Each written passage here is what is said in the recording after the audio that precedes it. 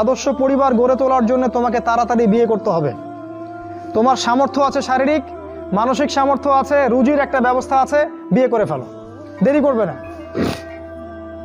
বিয়ে করে ফেলো, দেরি করবে না।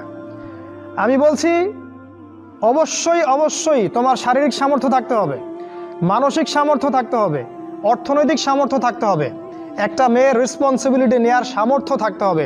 সামর্থ্য হয়ে গেলেই তুমি বিয়ে করে ফেলবে, আর কোনো দিকে দেখার দরকার নাই। এমনকি তোমার যদি একাধিক বিয়ে করার সামর্থ্য থাকে সেটাও তোমাকে করতে হবে।